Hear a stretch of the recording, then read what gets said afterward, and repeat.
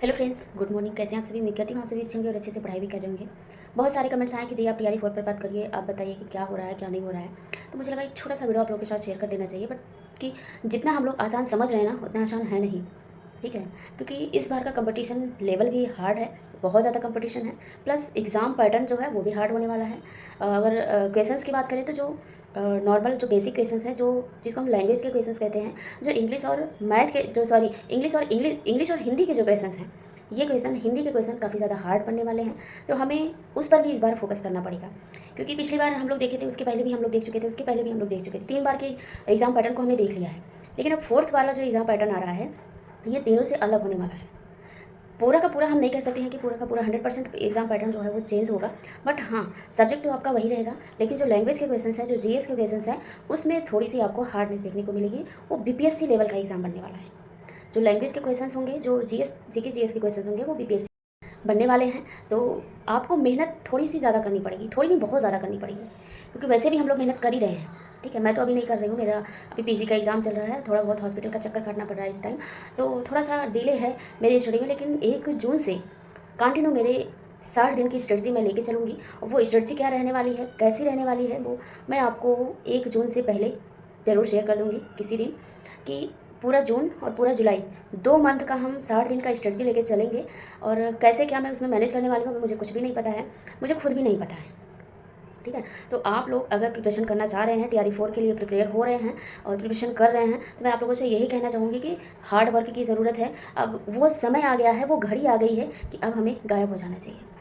60 दिनों के लिए हर रिश्तों से, हर चीज़ से हमें नाता रिश्ता तोड़ देना है 60 दिन के लिए।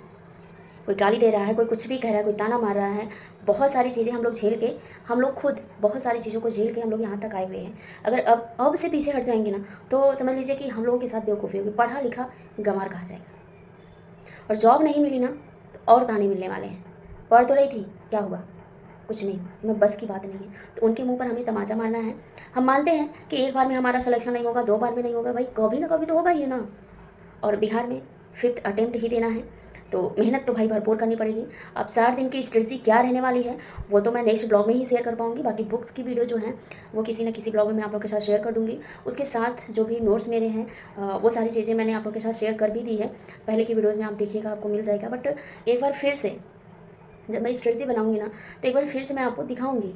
जितनी भी सारी मेरे पास बुकें हैं ना, वो सारी बुक को मैं आपके सामने रखूँगी कि इतनी सारी मेरे पास बुकें हैं और इतने सारे मेरे पास नोट्स हैं। मैं इन्हीं नोट्स को पढ़ूँगी और वही मैं कर रही हूँ। बाकी नोट्स जो प्रिपेयर हो रहे हैं ना, वो कहीं न कहीं अभी भी डिले में है, क्योंकि अभी मैं उस जैसे मेरी स्ट्रेटजी अच्छी चल रही थी पहले ना, वैसी स्ट्रेटजी मैं नहीं शेयर कर पा रही हूँ। और ना मैं आप लोगों के साथ कर पा रही हूँ, ना मैं खुद कर रही हूँ। इतना मेहनत नहीं हो पा रहा है। लेकिन फिर भी कोशिश जारी है, मेहनत जारी है। जितना हो पा रहा है उतना करने का प्रयास हम कर रहे हैं। तो बस आपसे यही कहूँगी कि अब वो टाइम आ गया है, वो घड़ी आ गई है, जिसके लिए हमें गायब होना है। और बेझिझक किसी से कोई रिश्ता नहीं, भूल जाओ। हमारे माँ है, हमारे बाप है, हमारे पति कौन क्या है, सब कुछ भूल जाइए भैया, मैं यही कहूँगी। क्योंकि अगर सबका केयर करने लगे ना, तो यहाँ से जो माइंड में जो चीज़ें रहती हैं ना, वो स्टडी की नई मटेरियल घुस पाएंगी। शायद मेरी बातें जो होंगी थोड़ा सा आपको गाँव टाइप का लग रहा होगा, बट ये रियलिटी है। तो हमें हर चीज़ को अवॉइड कर देना है। खुद पर 60 दिन के लिए खुद पर फोकस करना है, खुद के लिए करना है। हम पूरे साल तो दूसरों के लिए करते आते हैं ना, थोड़ा थोड़ा टाइम हम पढ़ते हैं, लेकिन इस 60 दिन के लिए अगर हम मेहनत कर लेंगे ना, जॉब मिल जाएगी। और मुझे ऐसा लगता है कि ज़रूर मिलने वाला है और मिलेगा भी। हम लोग मेहनत करेंगे, प्रिपरेशन करेंगे, तो सब कुछ हासिल होने वाला है। लेकिन उसके लिए हमें मेहनत करनी पड़ेगी। कुछ लोगों का ये भी कमेंट था कि नहीं आपने नेट का फॉर्म अप्लाई किया है कि नहीं किया है, उसका एग्ज़ाम कब से है। तो नेट का फॉर्म अप्लाई हो चुका है, लास्ट डेट खत्म हो चुकी है, उसका करेक्शन भी खत्म हो गया होगा। अब रहा एग्ज़ाम की बात, तो जून में आपका एग्ज़ाम है, लगभग 21 जून से उसका एग्ज़ाम स्टार्ट है। तो आप अपने अकॉर्डिंग उसको देख सकते हैं, क्या करना है, कैसे करना है। बाकी ज़्यादा से ज़्यादा प्रैक्टिस पर फोकस कीजिए, पीवाईक्यू पर फोकस कीजिए। पीवाईक्यू से उतने क्वेश्चंस नहीं रिपीट होते हैं, लेकिन जो क्वेश्चंस की जो टर्मिनोलॉजी है ना, कुछ कुछ टर्मिनोलॉजी पकड़ के नए क्वेश्चंस पैटर्न सेट कर दिए जाते हैं। क्योंकि आप जब भी एग्ज़ाम नेट का एग्ज़ाम देते हैं, तो आप देखते हैं कि हर बार के जो क्वेश्चंस के पैटर्न होते हैं वो चेंज ही होते रहते हैं। तो कुछ इसी प्रकार का है, आप लोग मेहनत करते रहिए और प्रिपेयर होते रहिए, बस मैं यही कहूँगी। और बस मैं निकल रही हूँ एग्ज़ाम के लिए। मेरा एग्ज़ाम है अभी 10 बजे से एग्ज़ाम है। 10 से 12 1 डेढ़ बजे तक आती हूँ। अगर वीडियो शूट कर पाऊँगी तो एक बुक की वीडियो ज़रूर शेयर करूँगी। और यस्टेड के लिए आप लोग कमेंट्स कर रहे हैं, यस्टेड का जो सिलेबस है उसको मैं कम्युनिटी में हो सकता है कि मैं शेयर कर दूँ। अगर मेरे पास फ़ोन में होगा तो कर पाऊँगी, नहीं तो आने के बाद उसको चेक करूँगी, फिर मैं उसको शेयर कर पाऊँगी। और रही बात यस्टेड की स्ट्रेटजी, मैंने क्या पढ़ा था, कहाँ से पढ़ा था, बुक क्या लिया था, वो सारी चीज़ें पढ़ी हुई हैं, लेकिन फिर भी शॉर्ट वीडियो में आपको यस्टेड का पेपर 1 का PYQ मिल जाएगा। कहाँ से मैंने लिया था, कैसे लिया था, वो भी मैंने शेयर किया हुआ है। तो सारी चीज़ें मैंने आप लोगों के साथ शेयर की है। आप थोड़ा सा बैक जाइए, उसमें देखिए, सब कुछ मिल जाएगा। थोड़ा सा स्क्रॉल करने की कोशिश कीजिए अगर आपके पास टाइम है। यस्टेड जुलाई में आ रहा है और उसका एग्ज़ाम भी मुझे लग रहा है कि हो ही जाएगा। और रही बात TRE 4 की, तो 10 अगस्त तक एग्ज़ाम कराने का पेपर में आया हुआ है, नोटिस भी आई हुई है। जो भी चीज़ें हैं, अगर अगस्त में एग्ज़ाम होना है तो जून में तो आपको नोटिफिकेशन देखने को मिल ही जाएगा। तो इसलिए मैं 60 दिन की स्ट्रेटजी लेके चलूँगी, क्योंकि 1-2 दिन अभी उसमें भी मुझे हॉस्पिटल का चक्कर वगैरह काटना पड़ेगा। तो इसलिए मैं 60 दिन का लेके चलूँगी, क्योंकि 10 अगस्त एग्ज़ाम हो जाना है। ठीक है, तो नोटिफिकेशन आ जाए उसके बाद सारी चीज़ें क्लियर हो जाएंगी। वैसे भी सारी चीज़ें क्लियर हो गई हैं, एकदम साफ़ हो गया है कि TRE 4 आएगा। लगभग 1.5 लाख जितनी भी वैकेंसी है, 90 लाख, 90,000 कितना है, 90 लाख तो नहीं आने वाला है, 90,000 आने वाला है। बाकी TRE 5 भी आएगा, ये भी हरी झंडी मिल गई है, क्योंकि लगभग 60,000 प्लस जो सीटें हैं वो TRE 5 में भी आपको देखने को मिलेंगी।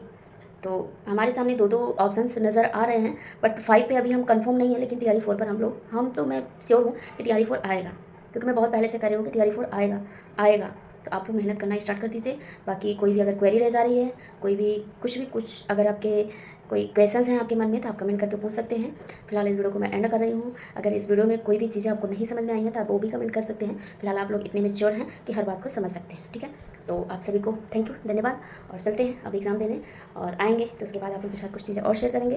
तो ऐसे ही आप लोग ब्लॉग में बने रहिएगा और चैनल को सब्सक्राइब करके रखिए, क्योंकि बहुत सारी चीज़ें आपको अब मिलने वाली हैं डे बाय डे। और मैं भी थोड़ा सा हार्ड वर्क की तरफ जा रही हूँ, और नहीं जाएंगे तो भाई हमारी लाइफ, हमारी किस्मत का तो पता नहीं।